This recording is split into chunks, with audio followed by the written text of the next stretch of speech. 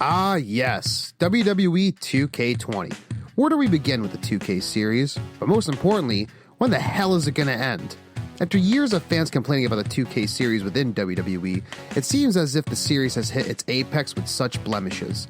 With the glitches, the poor superstar ratings, and no goddamn GM mode still, fans of the WWE video game series have grown weary and have pretty much laid the 2K series to rest. With the rally cries of what real fans want to see in a video game series from WWE, we at Hitting the Ropes decided to compile our own thoughts on what we believe a new WWE video game should entail for the future.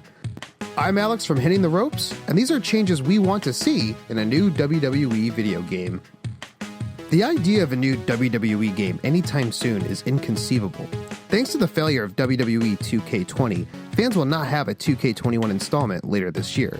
Now is the time for WWE to negotiate with a new developer and aim for an entirely new kind of game. Aside from releasing a finished game, there is a lot that the new developer should take into account. A staple of wrestling games has been customization. While 2K does feature a ton of options to customize, there is something that the developer should regulate: updated looks to current superstars. Sometimes a wrestler decides to do a gimmick change, wardrobe, or even get a haircut. I'm looking right at you, Daniel Bryan. I am looking right at you. Instead of relying on community creations for these new appearances, the developer could simply, put it in a new update. I mean, let's be honest, how many people were annoyed to have a thinning-haired Baron Corbin roam around in their 2K19? If that is not an option, then allow people to fully customize their wrestlers, such as WWF No Mercy. While on the topic of different appearances for superstars, let us discuss how the various outfits they have over the years should be incorporated. Instead of having 4 or 5 different same wrestlers, just put them all as one person with many options. There is no need to have Scott Hall and Razor Ramon as 2 separate characters. The same can be said for the various options of Sting or even Charlotte Flair. Additionally, new championships and arenas emerge in real life. We've seen a new Intercontinental Championship and different versions of the Universal title.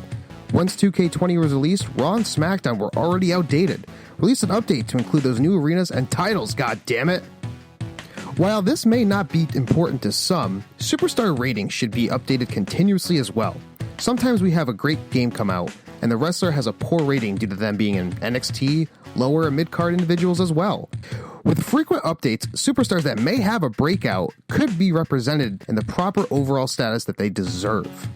Additionally, there should be fairness created to show the proper representation of the wrestlers.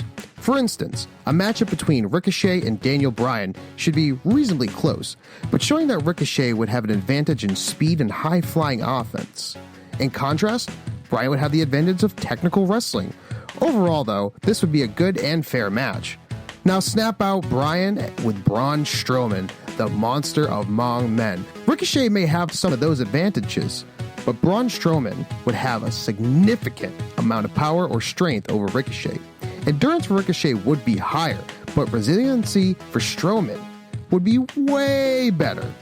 This advantage-disadvantage method would not only give us good matchups, but would also accurately reflect the squash matches as well. Having a game involve a story mode was a great thing for 2K19, but fell short in 2K20. It was a great idea to have someone start in the independent scene and work their way up all the way to the main event lights. But one way this could be more authentic is to allow for the creation of smaller sized rings and the option to choose from rope or cables. Many independent wrestling companies use a smaller sized ring than that of WWE's 20x20 squared circle, and almost all promotions other than WWE use steel cables as ropes. It is a minor thing, but will make the authenticity of the arenas genuinely come to life. And let's be honest, it would be nice to have a WCW Monday Night Nitro ring with the correct proportions as well. Now my biggest gripe: commentary. Oh yeah! Look at him taking to his opponent on top of the ladder. Commentary should be redone entirely, with unique triggers for the team to say specific phrases during significant turning points in the matches. Too many times does one climb a ladder, cage, or even sell, and the commentators barely acknowledge the severity and the risk the wrestler is about to take. Now suppose this could be similar to the way EA Sports UFC 3 does when the fighter gets stunned or even has the quote-unquote wobbles.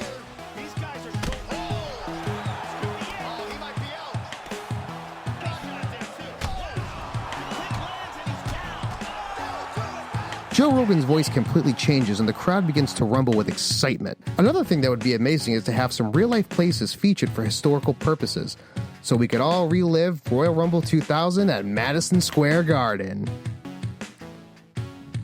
Our next gripe is there should be no indication of opponent's condition. Instead of the image showing the shape of the body that turns various colors when one is inflicted in damage, use more of an authentic approach, having the commentary team acknowledge the wrestler as favoring a specific body part.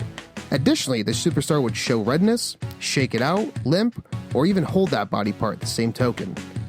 Now, not to keep talking about the subject that has already been discussed or decided, but we all know that GM mode must come back.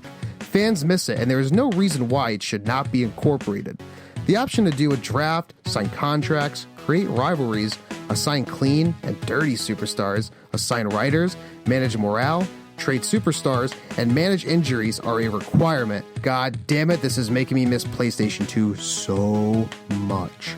Additionally, add people from the past or present to be the general manager, such as Mick Foley, Stephanie McMahon, Shane McMahon, Kurt Angle, or even Sergeant Slaughter, who was the commissioner. And while we're at the subject, let's bring back the McMahon Stooges, shall we? Only time will tell what the future holds for the WWE video game series and where they go from here next. There are some things WWE needs to keep in this game, such as the entire creation suite, community creations, showcase, and my career mode. Let us see some of these points previously stated added to a later game. We are eager for something better than 2K20. However, with the cancellation of 2K21, use the extra time to create a game that will last. WWE and 2K, remember, it is possible to release something that brings people together for years. I mean, just look at the success of Rockstar's Grand Theft Auto 5. Thanks for watching from us at Hitting the Ropes. Let us know what you think by hitting us up on Twitter and Instagram. Follow our blogs over at www.hittingtheropes.com, and on YouTube, click that like button and hit subscribe.